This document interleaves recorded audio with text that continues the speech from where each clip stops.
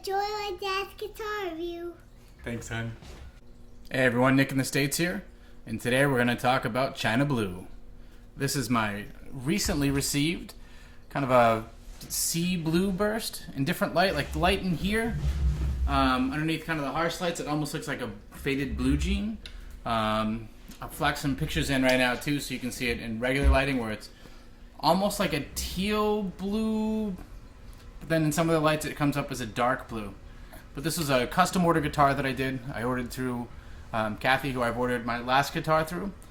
Just came in, and we'll go through the specs on it. Similar to the last one, we'll kind of go slower. You can see a pretty good shot there of a beautiful one-piece mahogany body, one-piece mahogany neck, and the cool thing about the neck, actually catching it great in the light right there, is it almost has some figure in the mahogany going up the neck, which is pretty cool.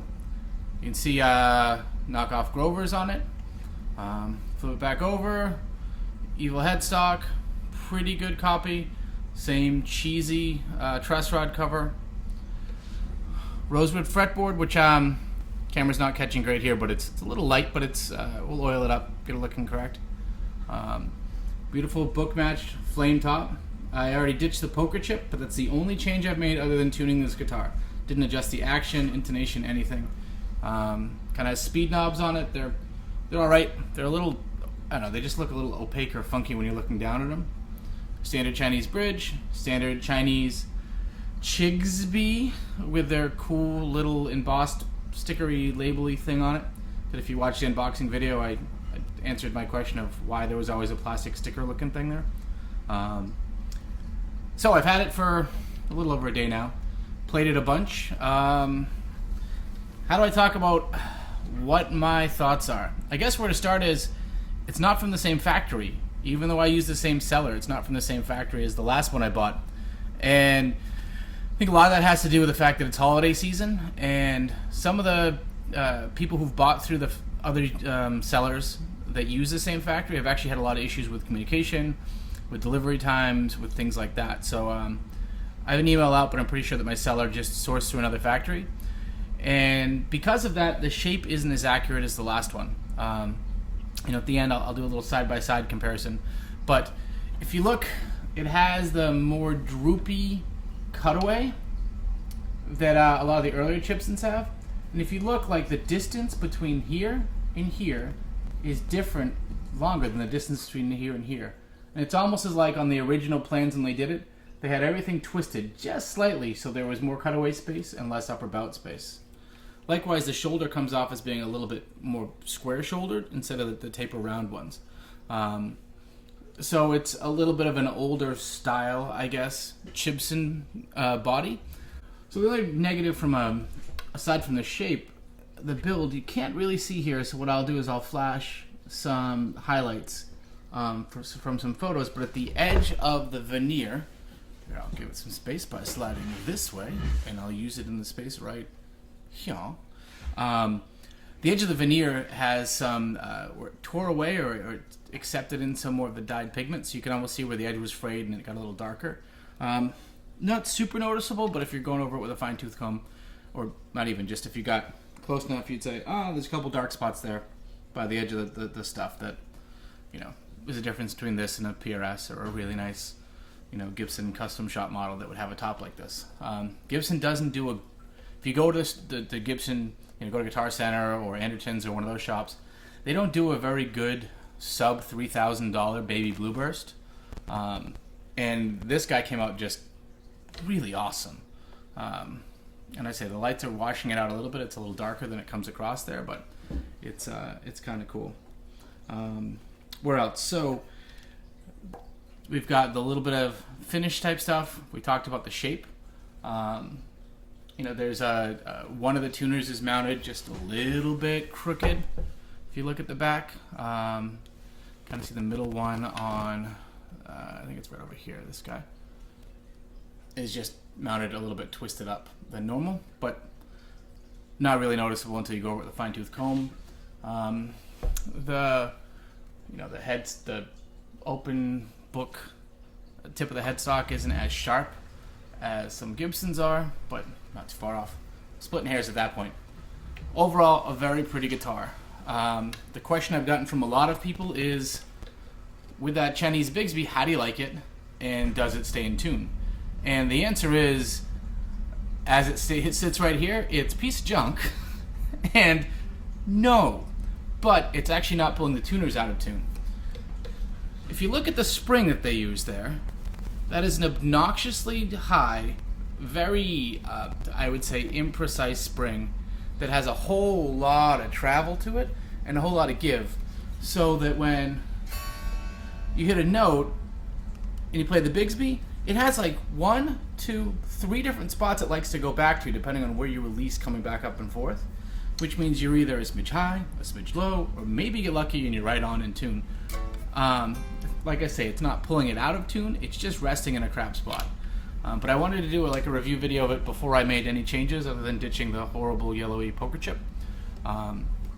So that's the first thing that's going to go. I have a Bigsby spring off a B50, a real Bigsby that'll go on it, and hopefully that'll solve that problem.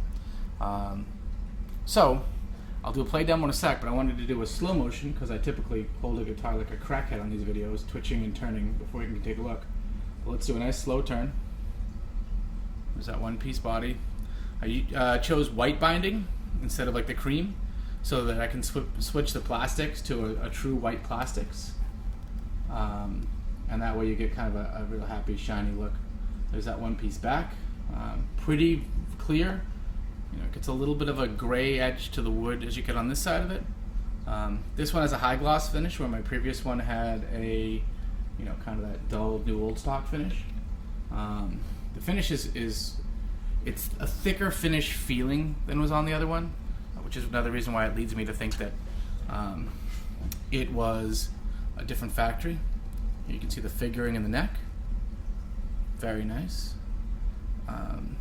I will say this guitar came with the action pretty darn low. Look there, and it really doesn't buzz all the way up the neck, and I'll go through a play demo so you can see that there too. And that was kind of impressive. It definitely came in set up better than the other one. So even though it might not be as correct of a shape, and there's some differences, and in some ways not what I expected, and some little stuff, it's still a great guitar. It's a fun little player, and I like it. What am I going to change? The cream plastics, I already have white surrounds. I'm going to swap those out there. I'm going to change the spring. I'm going to change the truss rod cover. I'm going to change the knobs to like a transparent and white setup. And then I'm still figuring out the pickups. It's Christmas, so the pickup budget, it's going to be a little while. But we'll put some pickups in after the new year. Either some GFS or some R factors, something like that. So do a quick play demo and then move on out. Before I hit record, just to talk about the setup quick, it's the same thing I've used before, where I use my Black Star HT5R head, using the simulated out direct into an M Audio Fastback Pro. That's why you get the audio out the right channel for me speaking, and then the left channel is the guitar. Goes in direct through there, so no effects, that kind of stuff. I'm going to do the clean channel, and then the Marshall-y ISF setting on the dirty channel. I'm going to throw the cans on and unplug the mic, that way it just you'll get a good clean run there. Okay, here we go.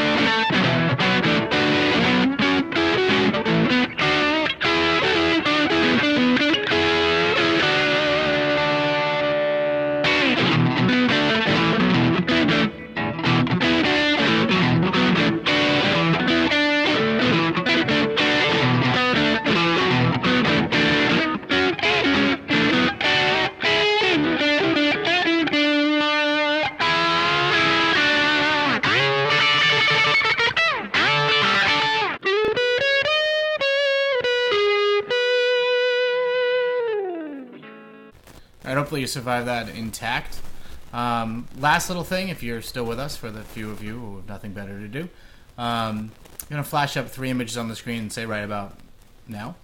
And you can kind of see on the right hand side is the Chibson that I got, the first one. It's a pretty accurate body shape. Still has its little things, but not bad. The middle is this new guy, China Blue. The left hand side is my other new Christmas present that arrived in the last 2 weeks, which is a 2013 Les Paul Traditional Pro in Inverness Green. So real deal Gibson. And you can see some of the differences in shape and cutaway, specifically on the cutaway, just to kind of point that out. But with that, I bid you good evening, good day, good morning. Thanks for checking everything out. If you get a chance, you want to do it, subscribe to the channel. Try to keep a bunch of videos. Won't just be Chibsons though. We're going to have some more gear review and things like that, but just something that keeps me from going insane. Thanks for checking in. Have a good one.